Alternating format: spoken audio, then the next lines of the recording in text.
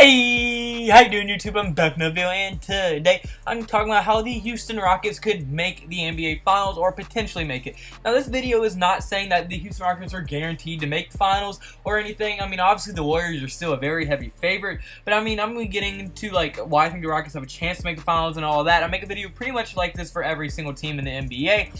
So if you do want to see more videos and one on your favorite team, comment below that team and I'll do whatever one is there first, I guess. So I mean, yeah, and I mean with the addition of Carmelo Anthony, they got a little bit closer to being able to compete with the Warriors. So yeah, I thought I should make this video. So without further ado, without running on too much, let's get right into this video. My first reason is that you could consider them having the best backcourt in the entire NBA, as they have James Harden, who is last year's MVP and averaged 30.4 points per game, 5.4 rebounds per game, and 8.8 assists per game. And I mean, he is probably one of the league's best scorer right now, probably one of the best shooters we have ever seen, and just an all-around amazing player and like unbelievable scoring talent. And then when you compare that with Christopher Paul himself at point guard, he complements James Harden's game very, very well, as he's able to pass to Harden, like get him open because he's one of the best passers. He can also defend, pick up James Harden's lack of defensive skills. He can just really complement James Harden's game very, very well, and that is shown as he can score very efficiently too.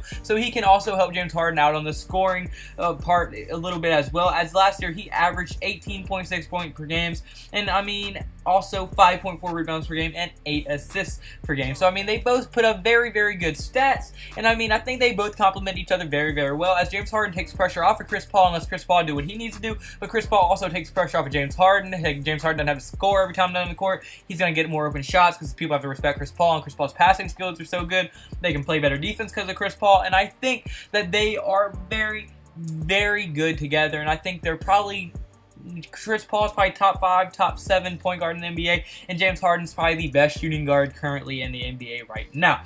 But now my second reason for this video is going to be that they have shown that they can compete with the best team in the league, that being the Golden State Warriors. As I mean, I know last year the Warriors did not have DeMarcus Cousins, and last year the Rockets were debatably a better team than they are right now. But I mean, still, they were up 3-2 on the defending champions who swept the Cleveland Cavaliers last year.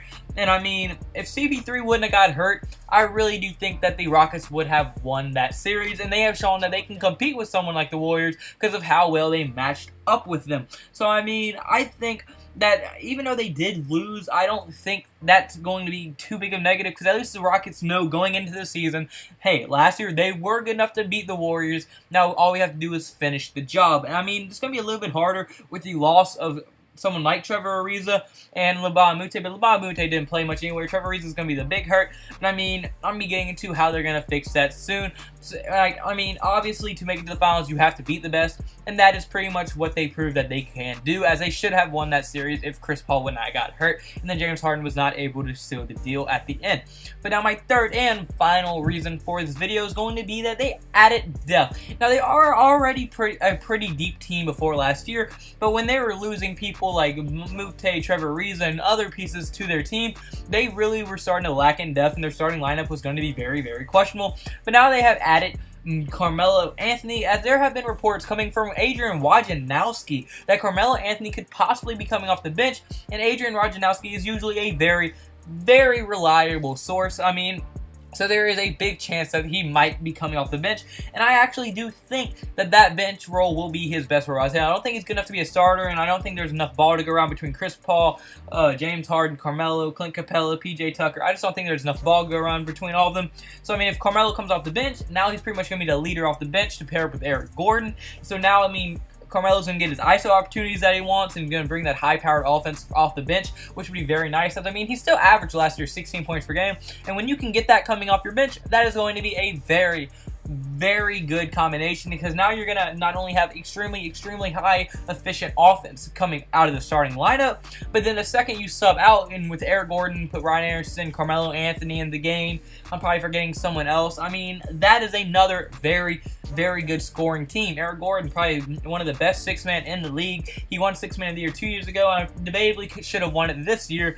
I mean, and then also, what else happened? I mean, Ryan Anderson's a knockdown shooter, can get you rebounds, pounds, kind of tall. He can score a lot. And then Carmelo, obviously, all he does is score. He doesn't play much defense, but I mean, he can get you around 15 points per game right now in his career. And with him, like I said earlier, coming off the bench, he's going to get a lot more ISO opportunities, and that's where he really does strive off of. And I mean, he's also going to be maybe help them be that veteran leader that they need. He's shown kind of like you don't want him to be your veteran leader lately, but I mean, I do think that he will be a very, very good veteran leader one day in this league, and maybe he will turn that leaf this year and start trying to coach up people like James Harden, who's kind of resemblant of him, plays ISO ball. I mean, the Rockets are a very ISO-oriented team, so maybe he can teach him how to play better ISO ball and everything and really coach up that team, kind of like Doug Anthony, be like kind of an assistant coach, like a Rajon Rondo type player, you know what I mean? Now, I don't know if his character is going to allow him to do that, but I think that would be a very, very important thing he could do if he decides to actually, like, make the most out of the role that he is going to be in next year. But unfortunately, guys, it's going to be it for this video. So comment below. Do you agree with me? Do you think the Rockets could make the NBA Finals? Do you think it's possible? I personally think the Warriors are going to beat them this year, but I think it's going to be a pretty good series. Do you think Carmelo is a good pickup? Do you think he's coming off the bench? Do you think he's starting? I want to hear all your thoughts and opinions below. And if you did like the video at any point, hit the like button and subscribe button. It would mean the world to me. We're at, I think, 471 subscribers. We were at 300 about a week and a half ago. Then we hit 400 like a week after hitting 300. And now, I mean, if we hit it by Friday, I'm pretty sure, we just hit 400 a week ago. Now we're going to be at 500. So y'all been killing the videos. I mean, y'all been supporting it so much. And I can't thank y'all enough. I mean, y'all really are blessing me right now. I can't thank y'all. Thank y'all. Thank y'all. All I can say is thank y'all. I know I say it after every video. I'm probably sounding kind of repetitive, but I just have to say it. I mean, if y'all are going to keep showing support, I'm going to keep showing y'all love. So, yeah, hope you have a blessed day, because I had a blessed day. So, see you in tomorrow's video. Goodbye.